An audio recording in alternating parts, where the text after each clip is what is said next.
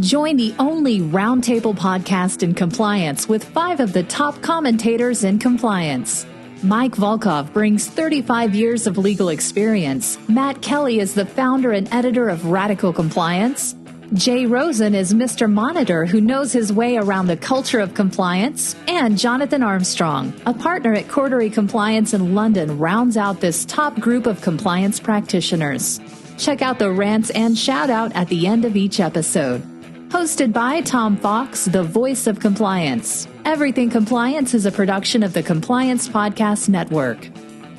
This is Tom Fox. Welcome to our special Insurrection edition of Everything Compliance. In this podcast, we have a true roundtable discussion of the events around the insurrection at the Capitol on January 6th, taking a look at it from a variety of angles, including the business response, the compliance response, the congressional investigation into the police response, the removal of Trump by impeachment, the broad view from across the pond by Jonathan Armstrong, the Twitter and Facebook and social media fallout. We have shout outs and rants at the end of this podcast. I know you will enjoy this podcast. It was live streamed, so you can check that out on Facebook, LinkedIn, or YouTube.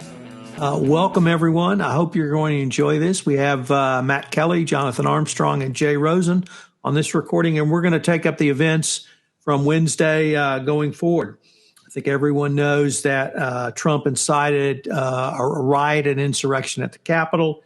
He directed his supporters to go to the Capitol and engaged in mayhem at the Capitol, leading to 5 deaths. So a very somber time for any American as well. So, Matt, why don't you start off for us? Yeah, sure, Tom. So this is, by the way, exciting that we are actually broadcasting live here. Hence, I'm wearing a shirt for only the second time in the last 6 months. But I think that this is really going to lead to some difficult come-to-Jesus moments about corporate culture, ethic, and how large organizations are going to deal with this infection that Trump has unleashed into the body politic.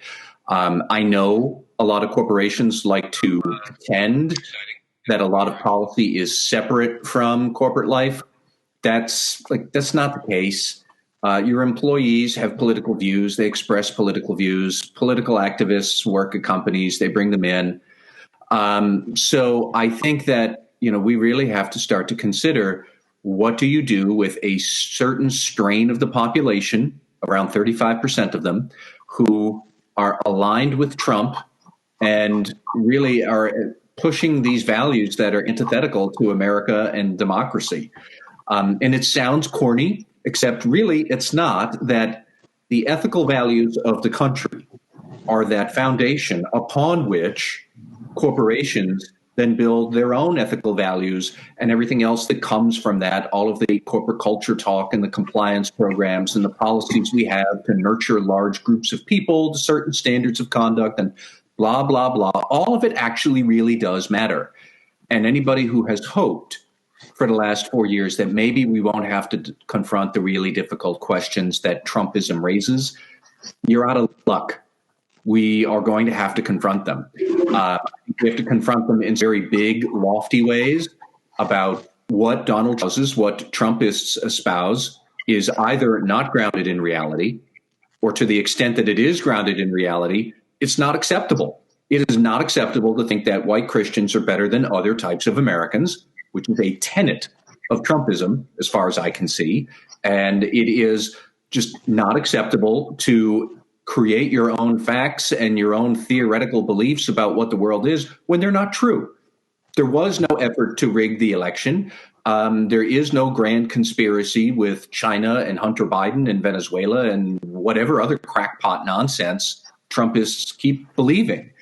And we're going to have to stop tolerating and stop putting up with Trumpism and how it infects everything we do. That's the lofty part. And I have some very difficult practical parts that compliance officers might need to think of, because, as I said, we have a lot of these people running around now in corporations because they're employees. A lot of them, they seem to work somewhere, or they seem to interact with corporations, their customers, how do you deal with those people who are beyond the pale of acceptable American conduct, or really any sort of normal Western civilization conduct? Great example of it came on, I think it was Wednesday night, on a flight from Texas to the Dulles Airport in Washington, D.C., where there were a whole bunch of Trump supporters who were very rowdy and very disruptive on the flight. And a bunch of other passengers were saying, you have to sit down. You have to wear the masks. You can't shoot your Trump 2020 logo up on the ceiling and distract everybody. The flight attendants were saying that, and the Trumpers continued to say the rules don't apply to us. We can do what we want. What is an airline supposed to do about that? This was Delta Airlines, what happened. And we could say, let's not allow Trumpers onto flights because they are going to be disruptive. How would you actually identify them in advance? That's the question where we start to get to how corporate actually matters. If we were talking about Muslim terror, we would know. If you show up with an Al-Qaeda headdress, if you are wearing some terrorist paraphernalia, we would say you can't get on the flight.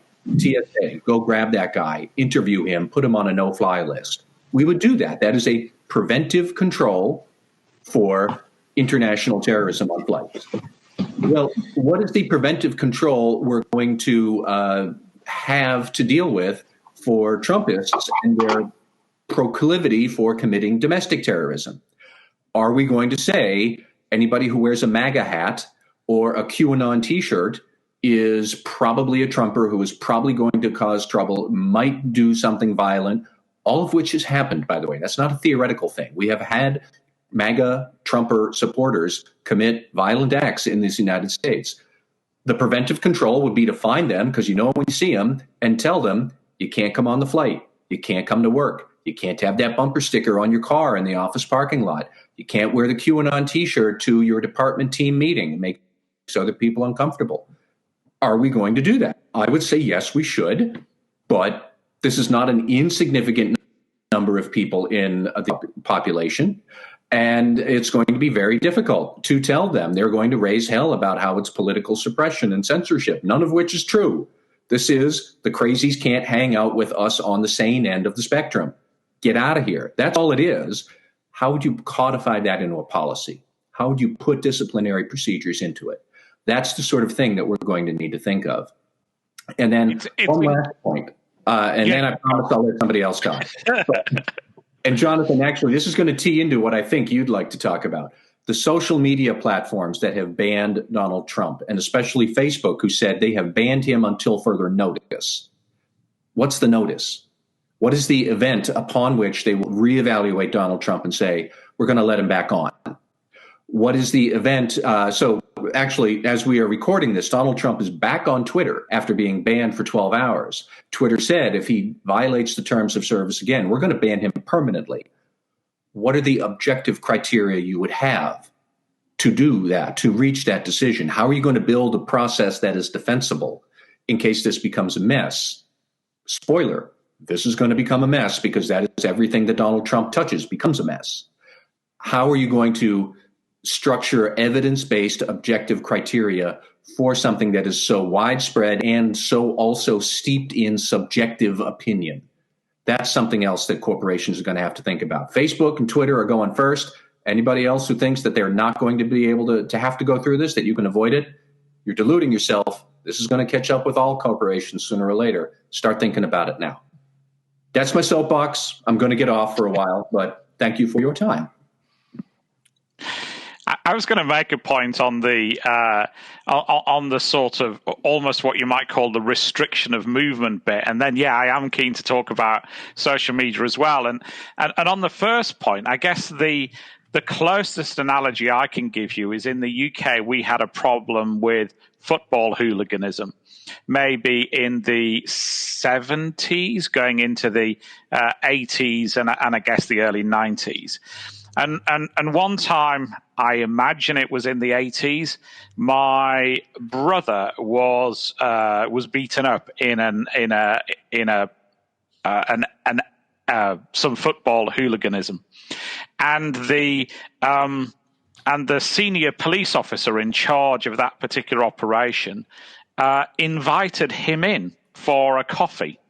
And my brother said, and he wasn't badly hurt, my brother said, oh, my brother's a law student, can he come as well? And to his credit, this senior policeman said, sure. And it ended up a bit of a lecture in how to police gang violence. And that's what we're talking about here, isn't it? And it is incredibly complicated. You know, if you look at some of these football firms, they were called in the 70s and 80s, the police would restrict their availability to hire coaches, for example. They'd restrict their availability to book train tickets in blocks, etc., etc. But we mustn't underestimate how resourceful people like this are. You know, they'll get to Washington in the trunks of cars. They will hire minibuses. They will go to they'll go to the I don't know, Tyson's Corner and walk. They'll do all of these things, I think. And so whilst ever you can say we need to restrict people, they will go underground. You know, in the UK, for example, we've long had pubs banning people in football shirts ahead of a match. The UK police actually have quite a clever ratio to try and algorithm to try and predict where violence might happen. This is back in the day, of course, in history times when we had large crowds at soccer games. But even so, you will get people who will try and game that system. And I think it's much the same on social media as well. And my worry is that, yes, Trump was banned from some platforms indefinitely, and as you say, from some temporarily suspended. But the difficulty you always get whenever there are bans like that are that once you stop being what's technically called a mere conduit, a platform that just allows people to interface with each other, then you get people with equally crazy views demanding that anyone else with different views should be banned. You know, we've had, without entering into the debate, there have been calls in the UK, for example, about J.K. Rowling, the Harry Potter author, saying that she should be denied any social media platform at all as she entered the debate over whether transgender women are women, and if so, under what circumstances. And the difficulty you get when you say, I don't like this guy's views, is nearly always there's somebody else who doesn't like your views either. And whilst ever we have the privilege of living in a democracy, and both of us do, and both of us are, all of us are representing democracies on camera today, and it might not feel like a democracy at times. The difficulty you get is you might get, I don't know, a Turkish politician who says that any view criticizing him should not be allowed on social media. We've already had fake tweets from Kim Jong-un that turned out not to be real. Of course, it was it's a well-established comedic spoof saying that Kim Jong-un has never done anything to be removed from social media, and that shows the superiority of a non-democratic system over a democratic. So your difficulty with censorship is who is the censor and where do they draw the line? And in some respects, the Facebook thing, we're then going to play into, in part, this whole concern about people have about some social media operations behaving like and effectively being monopolies. So back in the days of the railroads or whatever, if I was Andrew Carnegie and I wanted to go from startup to monopolist in railroading, then it took me an awful lot of metal, an awful lot of time, an awful lot of money, and that was maybe, even in my wildest dreams, if I was Andrew Carnegie, that might take me 10 years to monopolize steel production or to monopolize the railroads. But now we get operations like Uber, like social media, Facebook to an extent, TikTok, that go from startup to monopolist in 3, 4, 5 months. And they don't have that investment in compliance. And they oftentimes don't have anybody who you might trust to take that decision that this guy's a bad guy and shouldn't have a platform, and this person's saying controversial things that ought to be said. So, I mean, I agree that there's a lot of unsavory elements of this whole thing, and I'm not defending them. I'm specifically not defending the abhorrent waving of Nazi flags, the Holocaust celebrants, you might call them, and this whole trail of weird and wonderful people that tagged on behind or were at the heart of it. Who knows? But I just suspect that for the world at large, it's a challenging point, and for compliance officers particularly it is. Most compliance officers are not equipped to referee views on, let's say, transgender issues, whether one employee's views are unacceptable versus another. And it's a challenging role for compliance professionals to become the referee on some of those decisions as well, I guess. I just wanted to call a point that I think is important to emphasize, is that we're going to hear a lot of this, I think, is talk about censoring certain people with political views. Companies do not censor. Corporations cannot censor. Only a government censors, and specifically a government censors you when it prevents you from saying something, not even when the government then punishes you later on for saying something. That's not censorship. But so when we talk about, are we going to censor people's views, corporations are not censored. Corporations are taking their ethical principles and applying them to the business partners they have. And you can say our principle is that we are all things to all customers who might come our way, and that's fine. But a lot of people will not accept that.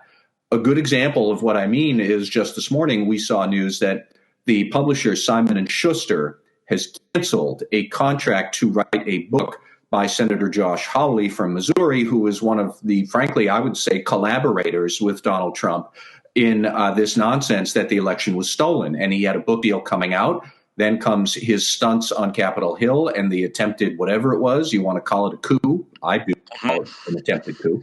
So Simon & Schuster said, no, we're not going to publish your crap. You're nuts. And that is perfectly fine. It's perfectly legal. It's not censorship. It is Simon & Schuster putting its ethical ideals into very practical terms in a business relationship. And that's when I say, everybody who thinks, oh, this isn't going to catch up to my company, yeah, it is. And you have to be able to think about that. Uber, let's say they are transporting MAGA people from destination A to incipient riot B. Would Uber then say, we're not going to take anybody wearing a MAGA hat and a QAnon shirt? I think that would be great. But then does that run afoul of other, fair transportation laws? I don't know if there is such a thing.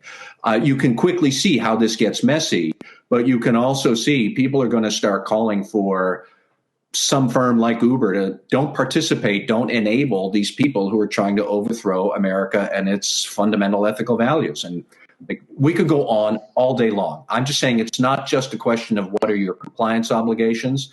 So what is the company's ethical priorities? How are they going to codify that and put it in force in their business relationships in real time?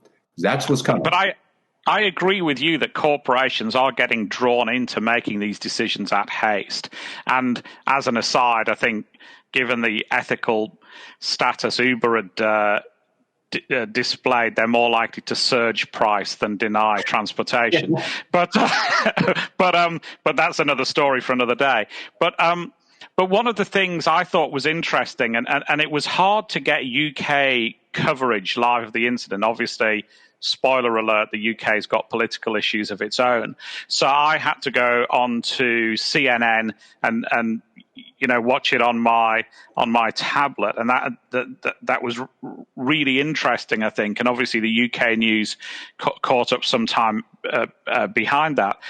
But one of the things that I thought was very interesting from a corporate point of view, I don't know whether you saw it, is there was a guy who not only was dumb enough to attend, not only was dumb enough to dress very inappropriately and invade the Capitol, but also to have his employee ID badge round his neck. And within minutes, the people of Twitter had frozen the CNN footage or whatever it was, zoomed up his badge, tagged the CEO, I think, of his employer into the tweet and said, tell us whether you believe your employee should be here doing this. And I'm paraphrasing, the CEO or whoever it was, there's a chain of 2 or 3 different tweets. The last one I think I saw was, you are referring to our ex-employee. He has just been terminated. But corporations are having to react in nanoseconds to things like that because people will pile on to tweets like that on social media. So the events from outside of the workplace come into the workplace in a heartbeat. And most compliance officers have to be ready for that call, don't they now? Yeah. Those tweets appear. Do you back the guy?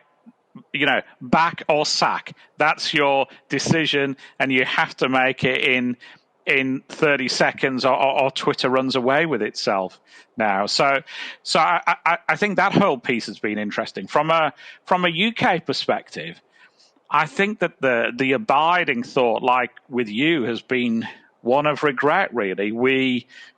The UK likes to think it's a democracy. We have had issues with our current government not respecting the rule of law. And it's somewhat ironic that one UK politician who has been accused herself of inciting violence, and at least one lawyer, it seems, has been attacked because of remarks she made, effectively said, well, I may have given off-the-cuff views, but I'd never incite people like President Trump has. And when you get somebody, who's in that bad a place in public opinion, say, almost shining the light on Trump, then you know he's in a bad place. I think that opinion over here has turned, definitely. I think Trump was in some respects seen as something of a comedic character, and people are realizing that it's much more serious than that. I thought it was instructive, the way that the rumors of him coming to Scotland to play golf during the inauguration became a political issue very, very quickly indeed, with the Scottish government indicating that they may prohibit the plane to land if he's on it and if he's coming to play golf. So I think that I think the public mood over here has certainly changed as well. And is that for the better? I mean, Europe has its own problems with right-wing politicians, from the Le Pen movement in France to the re-emergence of some neo-Nazi groups even in Germany, and it'll be and I don't think anybody is taking a holier than thou attitude over in Europe. I think it's a global concern that how do we deal with these things other than encouraging our politicians to be nicer and behave better and to yearn back to the olden days when you had a respectful disagreement rather than the type of vitriolic language that we've had from Trump. I mean, I guess just one other point I'd raise with you. We haven't seen much over here of the coverage of Giuliani, but I know people were wondering previously whether he was maintaining the ethical standards that would be required of him as a lawyer. I don't know Tom, whether anybody has given any thought to that in the US and whether the more recent statements have accelerated any issues that he might have with his professional standing. But that seems to be another issue that we're anxious for news on over here as well. So, Jay Rosen, what has been on your mind about this imbroglio? So, as many of you know, I'm a recovering screenwriter. Tom and I often talk about movies, and I was just really touched by some of these stories about what happened to people. And specifically, I'd like to address the basically abject failure of security forces, of the Capitol Police. And part of this really, I think, becomes an issue that comes to white privilege, that these folks, specifically Stephen Sund, who was the head of the Capitol Police, who's offered his resignation, as well as the sergeant of arms at both the House and the Senate, they supposedly had a very robust plan, but they weren't able to put it into effect. And part of this stems from this disturbing footage that you see protesters who were there taking selfies with the police who were supposedly defending the Capitol that day. And to get furthermore, when the movie comes out, I'm wondering who's going to play the following, but we have two parallel situations that you have the governor of Maryland, Larry Hogan, whose father was intimately involved in the Watergate hearings over 40 years ago.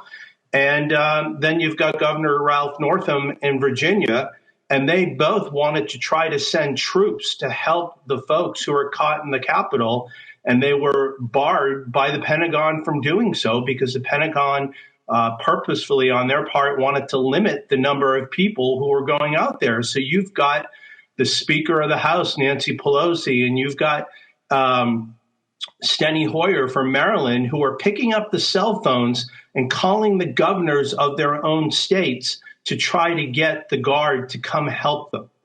So, you know, if we thought Benghazi was bad, what is it going to look like when we start to have the hearings here about why this fell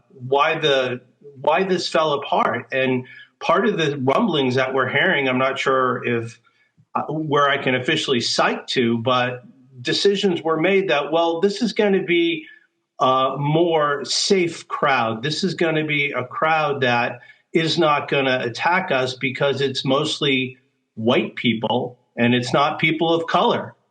And talking about slippery slopes, Jonathan, about decisions that are going to be made, and you too, Matt, when you talked about corporately, how are we going to make these decisions politically now about what type of expectations are? Since I live out in, a more suburban area of Los Angeles, I would seem that the policing is probably much different here than those folks who live somewhere more urban and more dense. So other decisions that we have to think about is, how are we going to help people make these decisions moving forward? And it's just scary when you read that, you're stuck in there. Your government is not helping you. You're trying to call your state and you are not getting any love.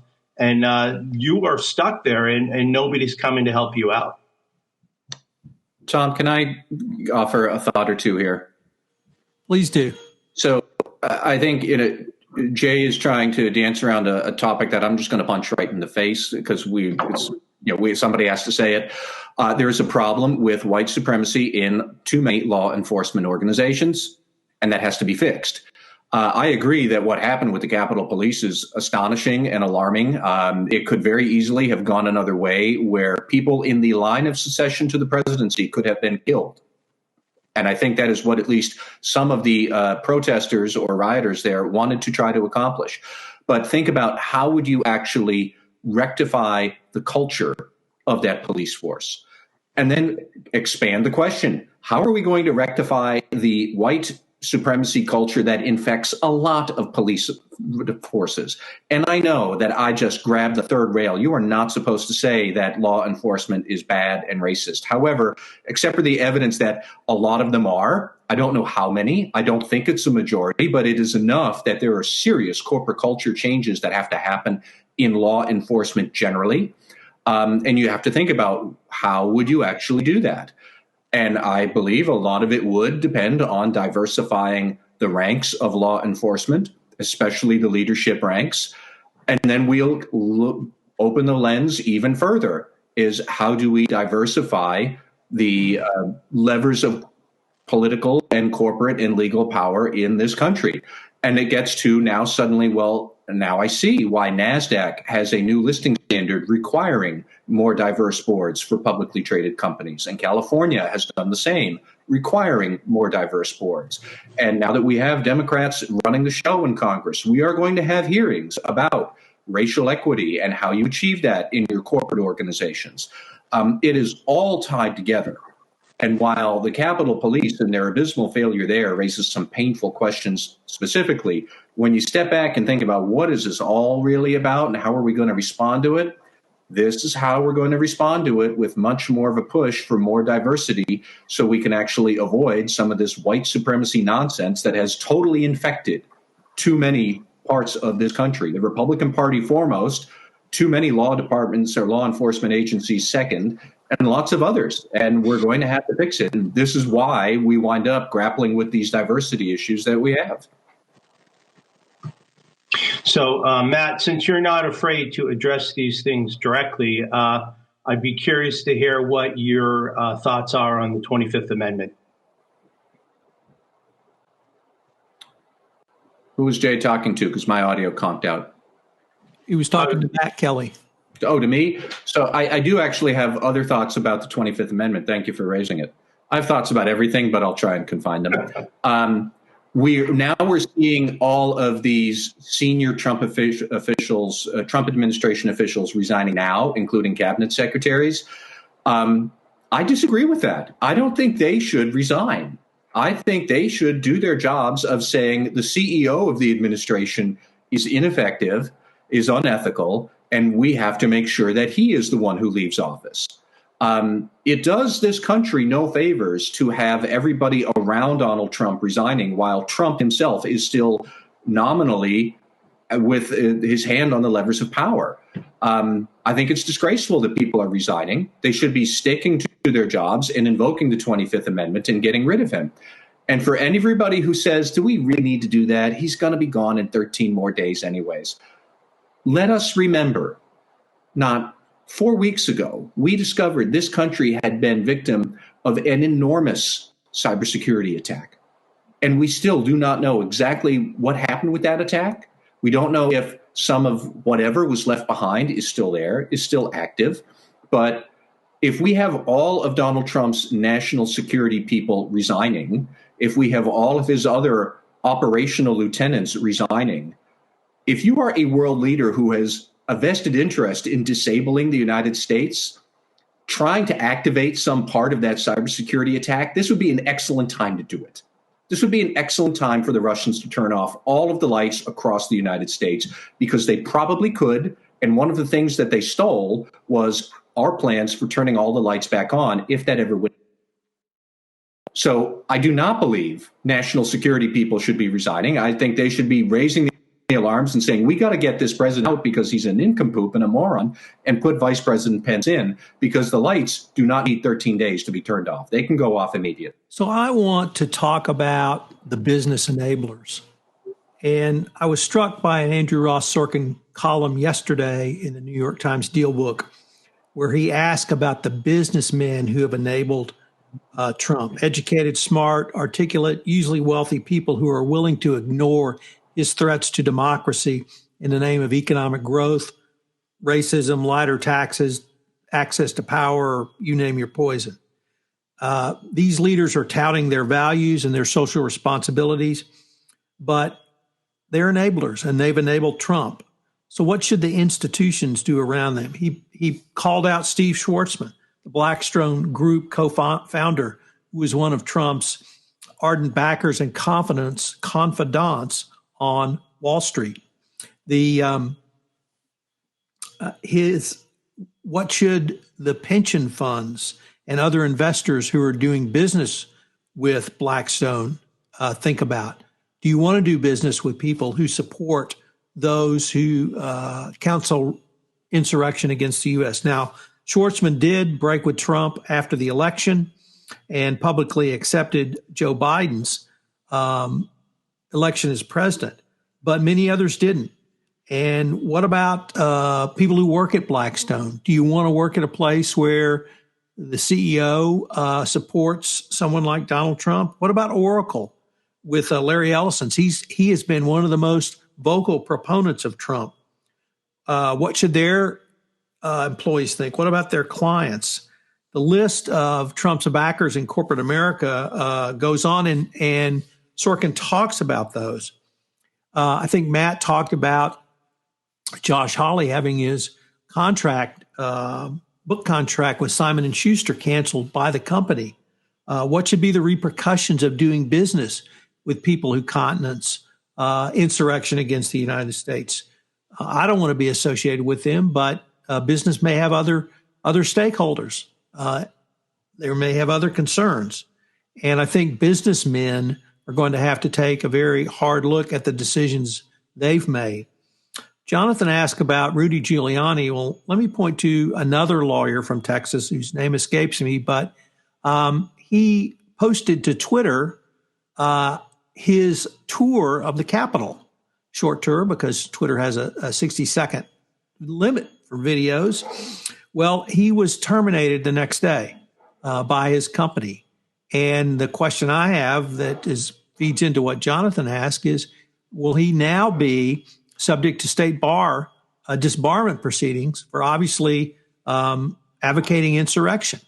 I took an oath to defend the Constitution of the United States and the state of Texas when I became a lawyer, those many years ago, and that still applies.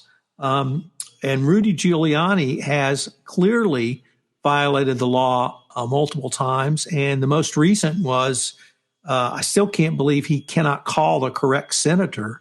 But he left a lengthy voicemail with the wrong senator because he was trying to reach Tommy Tuberville to get him to delay the Senate proceedings around its acceptance of the votes of the electors.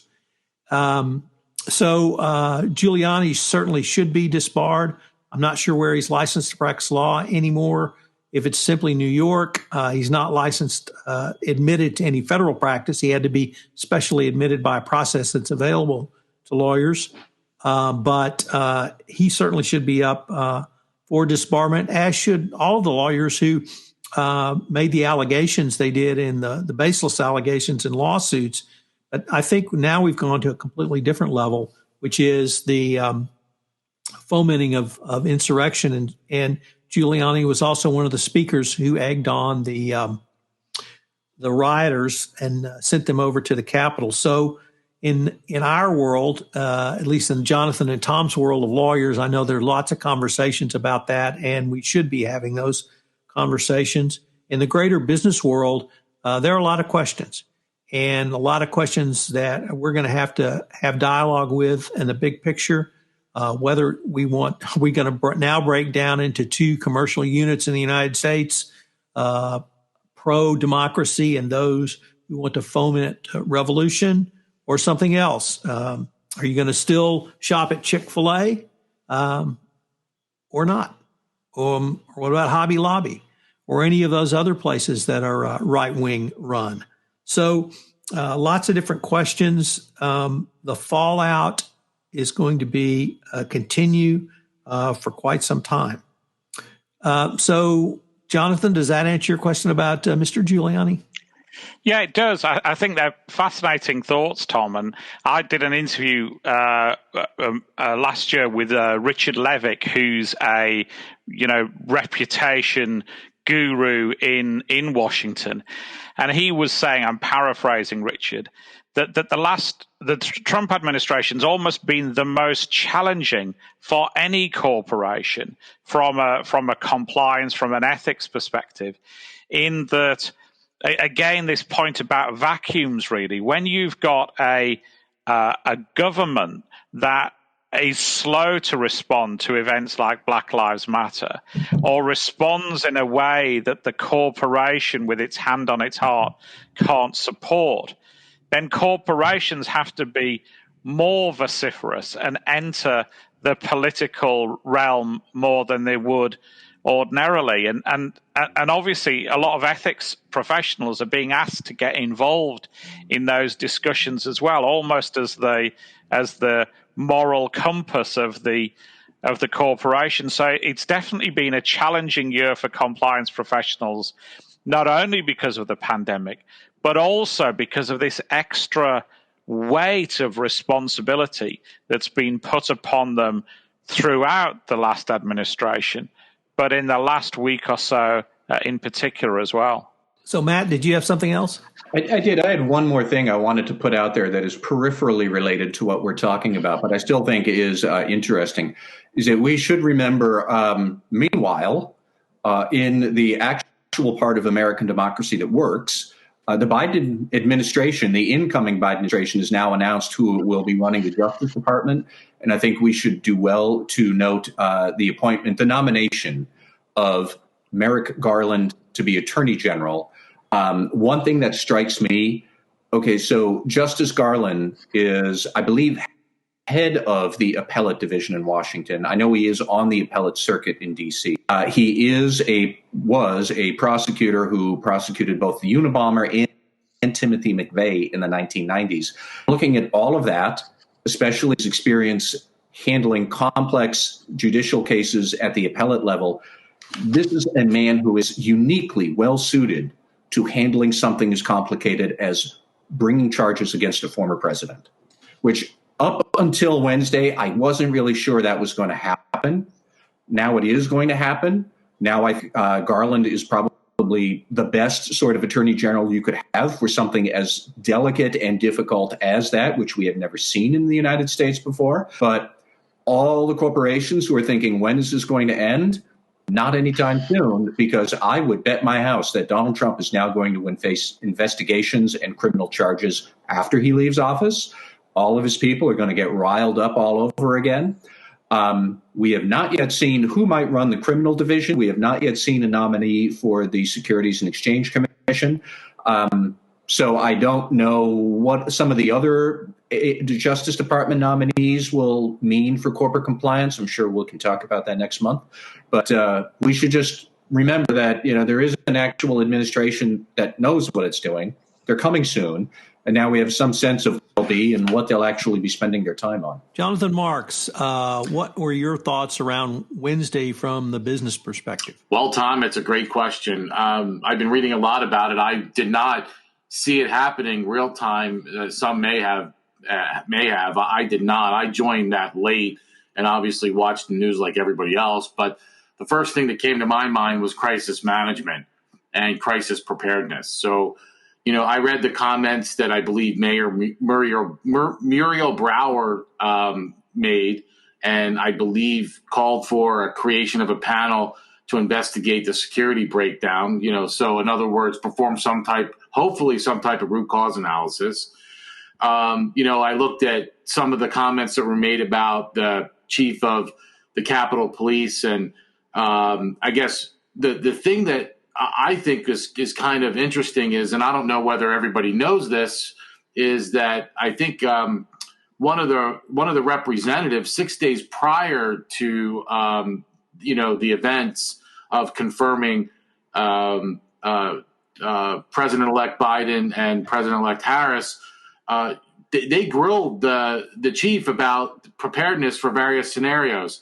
And one of the comments, I believe it was in the New York Times, that I read was, this individual said, he assured me that they have everything under control, that they were on top of everything. Now, I don't know about you, but when somebody tells me they're on top of everything, I immediately get nervous. So then I started thinking about how can we use this as a learning moment for crisis management and crisis preparedness.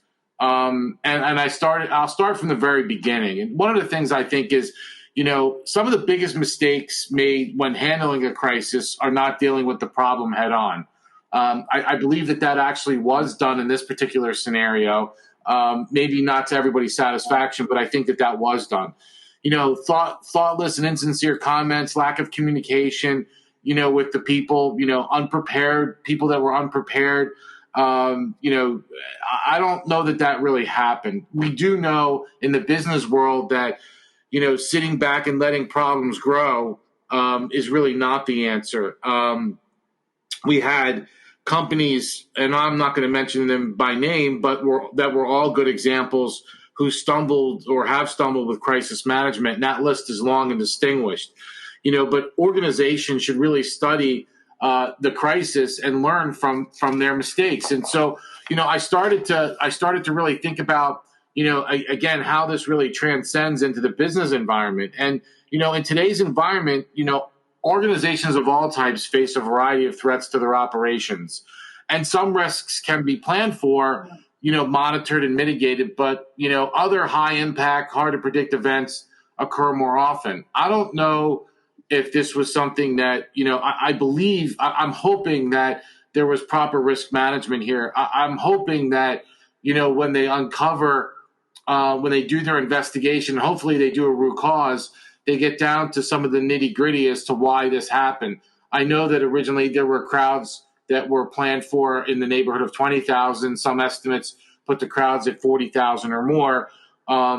Sometimes hard to predict, but I also know that the insurgents upon Washington, D.C. and the surrounding areas in hotels and the like should have been sort of a tip-off for folks as to really what the gravity of this situation and from a mass perspective, what it might have looked like. So, and you and I both have been around some horrific corporate and organizational events, including the one we witnessed, this week. And I have to say, when the heat gets turned up, the leadership team, in my estimation, at least the police forces, this was a catastrophic security failure. They melted, like I say all the time, and my mom used to say to me, butter in a hot pan. So, crisis readiness has really taken on an increased importance and urgency for boards and management teams. And you and I have talked about this ad nauseum. And the list of potential crises that organizations can find themselves facing today really does loom large. And, social media played a role here. Whether the information was accurate or inaccurate, it didn't matter. But again, going back to root cause analysis and what these crises have revealed is that the board's involvement and oversight is often questioned with when an organization's response to have deemed to have fallen short. And so, I've written about this, I've spoken about this, but it's particularly true in cases where early warning signs were ignored. And I think that's a classic case here. Or the crisis was attributed to the organization's culture or tone from the top. And, again, I'm not going to profess to be an expert in incident response or crisis management like the police chief had set out and is actually listed in his bio. But what I will tell you is that if I'm a board member today and I'm a senior leader today, I am going through my risk assessment and I'm looking at those risks, the ones that we know and the ones that we may not know. I'm looking at, emerging risks. I'm looking at the speed of onset. I'm looking at, how prepared are we for a crisis if and when it should occur. And the pandemic, might have been sort of a good litmus test for some, but a crisis like we experienced on Wednesday, which I and many others have equated to sort of the gravity of 9/11, is really should be a wake up call. Crisis prevention goes hand in hand with risk management. Risk management involves identifying and anticipating the likelihood, impact, and speed of onset as events, like I mentioned, or that could become a crisis. So implementing programs and systems of controls is really, really necessary in order to mitigate events like this.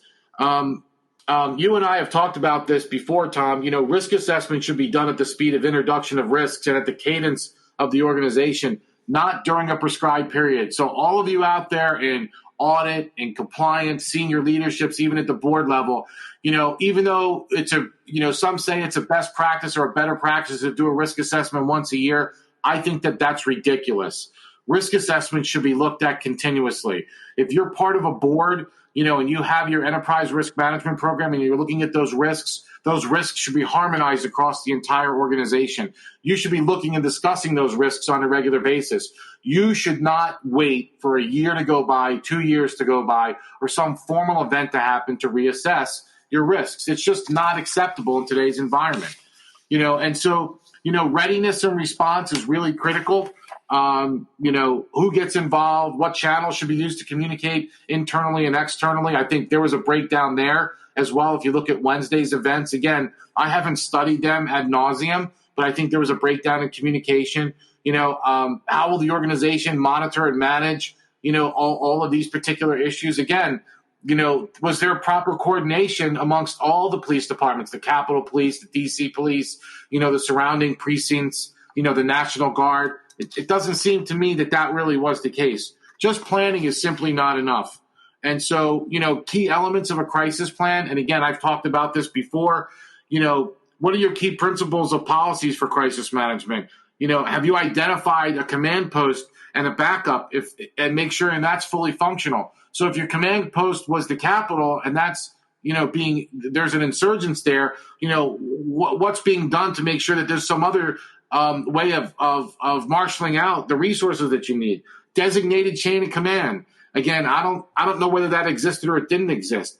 Planning scenarios. I already said before that somebody had questioned the police chief 6 days before. I think it was a representative 6 days before about scenarios. Did they properly plan for these things? Maybe they didn't. Maybe it was just all on paper. And we all know what paper exercises really, lead us to. Backup resources. Again, if your resources are tied up or you don't have the proper resources, make sure that you have backup resources. These are some of the key fundamental elements of a crisis plan. Things that I just did not see based on my, again, limited review of the events that happened on Wednesday. So, understanding human behavior is also something that was pretty critical here, knowing how those people should have reacted or were reacted. Were they monitoring social media? Were they not monitoring social media? Again, were there key inflection points?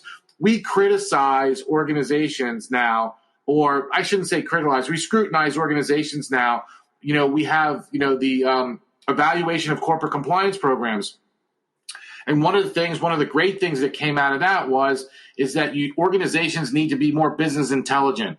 So what data was the Capitol Police using to be business intelligent? To me, again, if you looked at the hotels and all the people that were coming in, you looked at airline traffic, there are a lot of data points there that could have given you a better indication of who and what was coming in. Whether that was done or not, again, I still don't know. And I hope that instead of an investigation into all of this, we already know what happened, and hindsight's 20/20, but somebody do a real critical root cause analysis and get down to the nitty-gritty. And if you're a CEO, CFO, chairman of a board, or a senior leader, and you saw what happened this week, I hope you take umbrage in the fact that, crisis management and crisis preparedness is not a joke. And, COVID-19, certainly, like I said before, probably could have been a good litmus test. What happened Wednesday certainly was another one, and I don't think we're done yet. We're moving so quickly right now with everything that if you don't have a crisis prepared, if you're not crisis ready and you don't have a plan that's going to be fully functional, I think it could pose some significant risk to the organization and some of the people that you deal with. So that's really what I have to say about the events that happened on Wednesday, Tom. Jonathan, I heard maybe a couple of different things. One was you started off by talking about a risk assessment, but then you moved to a true crisis management plan. And so I wanted to ask, should you have a crisis management plan even when you don't know what the risks are? If it's an unknown, can you have a plan for something like that if it actually pops up on you unexpectedly? Absolutely. I think you should always have a plan for the unknown. Again, sometimes predicting these events is very, very difficult, or predicting a risk event is very difficult. But if something does happen, sometimes the leaders that you have in an organization are not the right leaders to be involved in a crisis scenario. They're just not. So that's why I think doing simulations, even though you have the unknown, but doing simulations and see how people act or react, even if something you perceive to be not a risk and you make it into a risk from a scenario perspective is critically important. And so while I agree with you that, planning is important, and sometimes predicting for the unknown is somewhat, I don't know, sketchy, sort of, so to speak. I do believe you should still have a plan. I do believe that you can find maybe one or two or three risks that possibly could happen. Look, cyber risk, people say, well, we have the best laid plans and we have all these things, ready, and we can never have a breach, or somebody can't hack us or, implement malware into our system. That may be true, but, it's not 100%. There's nothing 100% today. So, game planning, scenario planning, and all those types of things, even though you don't have there is the unknown, and seeing how people react in those particular environments, in those situations, I think is going to be critical if and when the unknown becomes the known. So now we're going to move to our fan favorite time of the podcast or live streaming event of rants. I don't know if we'll have some shout outs, but I might surprise with one. Matt, do you have a rant and or shout out for us? Well, I feel like I've been ranting for the last 45 minutes here, so I'll try and keep it brief. But I think I will do a dual rant shout out. I do have a shout out to Simon & Schuster for canceling that book deal with Josh Hawley. That is the right thing to do. And then I have a rant to Josh Hawley, who, once the contract was canceled, sent out a tweet that this was a violation of his First Amendment rights and he will see them in court. Dude, you were a state attorney general. You clerked at the Supreme Court. You graduated from Harvard Law. You know this is not a First Amendment thing. You know you don't have a leg to stand on with whatever complaint you're going to whine about now, Simon & Schuster. So my rant is to him for being yet more of a jackass related to his conduct this week, and I really didn't think that was possible. But, man, he did it. Jonathan Armstrong. Yeah, I've got a shout out, and it's a bit of a sad one, but we mustn't lose sight of the fact that in this whole charade, people lost their lives. So my shout out is to Brian Sicknick, the family of Brian Sicknick, the U.S. Capitol Police officer that died in these shameful events. And my shout out's also to the family and loved ones of PC Nick Dumfries, PC Matthew Lanny, Special Constable Resham Singh Natal, the family and friends of PC Christopher Miller, and Sergeant Matthew Ratana. I'm fortunate to live in a country where only 5 police officers were killed in the line of duty last year, but that's 5 too many. You're here. Jay Rosen. So I have 3 things that I'm grateful for. I'm grateful for the fact that even though we had this national tragedy, that thankfully we did not have as many people lose their lives as they could have. So that's number 1. Number 2, to the U.S. House and the U.S. Senate for getting back on it, for going into the Capitol and for affirming the correct new president of the United States, President-elect Joseph Biden. And these are the people who are the unsung heroes, those aides in the Congress who had the foresight to rescue the ballots and take them out as they were being evacuated. Because if they didn't, those people who were there stamping on desks and smoking pot in the Capitol surely would have burned those ballots. So 3 things that I'm thankful for. And I'm going to have a shout out, and I'm going to have a shout out to Ted Cruz. In addition to being the number 1 a-hole in the Senate, a well-earned title, during the riots and attempted insurrection, physical attack on the Capitol, Ted Cruz sent out a fundraiser email and asked for money. So your surge pricing from Uber, Jonathan, well, Ted Cruz took that to heart and sent out a fundraising email literally while the Senate was cowering in the Senate chamber, and then evacuated, asking for money to help overturn the people's decision to vote Donald Trump out of office. So, Ted, I don't know how you can do it, but you continue to plumb the depths of any humanity. Did you have to Venmo money to him in his undisclosed location? I think so. Jonathan Marks, do you have a shout out and or rant for us today? Well, I'm going to be consistent in the fact that I'm going to go with Doug Peterson for the Philadelphia Eagles and the fact that he tossed the game last week. I don't know about anybody who's listening to the podcast today or tomorrow or in the future, but to me, you're a professional athlete. I played sports most of my life. You play to win. You don't play to throw a game or do something like that. I think what was done there is an absolute disgrace. And if I were the owner of that organization and that was something that, I hope that Jeffrey Lurie did not condone that. But if that's something that I saw, Doug Peterson would have been out as soon as the game was over. They wouldn't even have a press conference. The press conference would be on me, and I'd be telling the press that he's fired. Well, gentlemen, this has been a great Everything Compliance, our first live stream. I look forward to doing this again. Thank you. Thanks, Tom. Thank Take you, care, Tom. everyone. Thanks for watching. This is Tom Fox. Thank you so much for listening to this episode of Everything Compliance. We're going to try and do these live every 2 weeks on Friday at 11 a.m. Central Time. So I hope you can check out our live feeds, which will be on both LinkedIn and Facebook. Everything Compliance is a special production of the Compliance Podcast Network and a proud member of C-Suite Radio. I hope you'll join us again for our next Everything Compliance podcast.